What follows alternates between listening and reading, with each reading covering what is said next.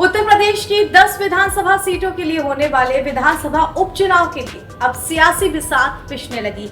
अपना दल कमेरावादी ने सबसे पहले इन चुनावों को लेकर सियासी कवायद तेज करते हुए बड़ा ऐलान कर दिया है। नमस्कार, बहुत स्वागत है आपका एनबीटी ऑनलाइन में। आपके साथ मैं हूं ऐश्वर्या। लोकसभा चुनाव 2024 संपन्न हो चुके हैं और उनके नतीजे भी सबके सामने हैं। लेकिन ये उत्तर प्रदेश है, यहाँ चुनाव की बयार चलती ही रहती है। तो अब उपचुनाव को लेकर के तैयारियां शुरू हो चुकी हैं। इसके लिए अपना दल कमेरावादी के शीर्ष नेताओं के साथ उनके विधायक डॉक्टर पल्लवी पटेल ने प्रयागराज में पीडीएम यानी कि पिछड़ा दलित और मुसलमान गठबंधन के घटक दलों के साथ बैठक की और उपचुनाव को लेकर के अपनी पार्टी के बड़े एजेंडे का ऐलान कर दिया। मुख्य तौर पे एजेंडा ये कि इन उपचुनाव में 10 सीटों को लेकर के यानी कि सभी 10 सीटों पर पार्टी गठबंधन अपने प्रत्याशियों को उतारेगा। जी हां, प्रयागराज में पीडीएम की इस बैठक में कई अहम फैसलों पर मोहर लग गई। पल्लवी पटेल ने अपना दल कमेरावादी, एआईएमआईएम और साथ ही प्रगतिशील मानव समाज पार्टी की इस बैठक में शामिल होकर के बड़े फैसले ले लिए।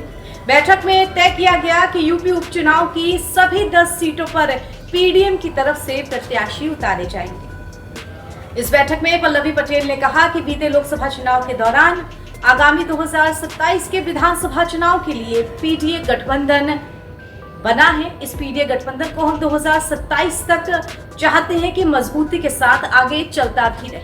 अब लोकसभा चुनाव के तीसरे चरण की प्रक्रिया शुरू होने के बाद बने पीडीएम गठबंधन को कम समय मिला था अपनी सीटों पर प्रत्याशी उतारने के लिए और साथ ही प्रत्याशियों को वहां पूरे तौर पर लोगों के बीच जाके अपनी बात रखने के लिए। ये पूरी तैयारी और दमखम के लिए समय नहीं मिला, इसीलिए नतीजे इतने अच्छे नहीं निकले। लेकिन अब उत्तर प्रदेश में उपचुनाव में सभी 10 सीटों पर हम अपने प्रत्याशी उतारेंगे। इसके अलावा 2027 विधानसभा चुनाव पर भी पीडीएम का पूरा फोकस रहेगा। अब लोकसभा चुनाव 2024 तो बीत गए हैं, इसके बाद आगे की तैयारी करने के अलावा राजनीतिक दलों के पास ज्यादा कुछ विकल्प बचा भी नहीं। तो पल्लवी पटेल ने भी पीडीएम पर फोकस अभी से कर लिया है। आगामी पंचायत चुनाव और 2027 विधानसभा चुनाव की तैयारियों पर भी नजर है। पीडीएम की इस बैठक में प्रगतिशील मानव समाज पार्टी के राष्ट्रीय अध्यक्ष प्रेमचंद बिंद शामिल हुए। साथ ही एआईएम के प्रदेश अध्यक्ष शौकत अली इसका हिस्सा बने।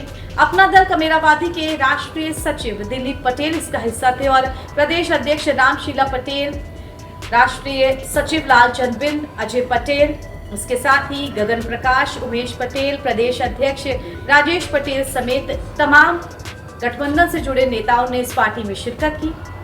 खुद पल्लवी पटेल ने इस बैठक की तस्वीरें सोशल मीडिया पर शेयर की हैं और इसके साथ ही उपचुनाव लड़ने का ऐलान भी कर दिया है।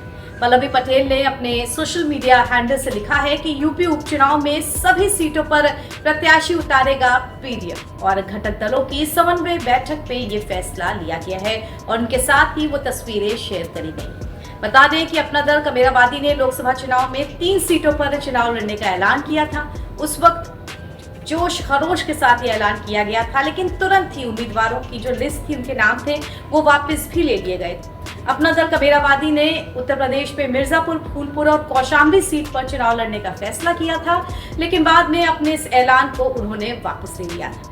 आपको बता दें कि पल्लवी पटेल काफी हद तक समाजवादी पार्टी के साथ अपना गठबंधन रखती थी, लेकिन लोकसभा चुनाव से ठीक पहले वोटिंग को लेकर के कुछ समीकरण बिगड़े और तब से उन्होंने समाजवादी पार्टी से किनारा कर लिया।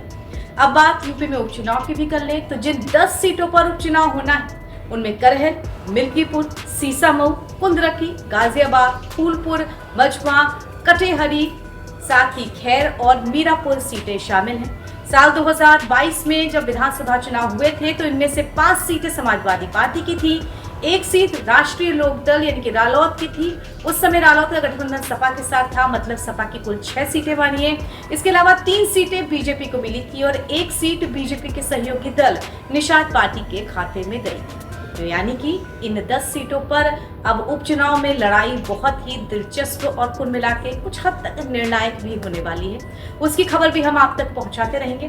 फिलहाल इस खबर में इतना ही और उत्तर प्रदेश की तमाम राजनीतिक हलचलों से जुड़े रहने के लिए आप बने रहिए एनबीटी ऑनलाइन के साथ।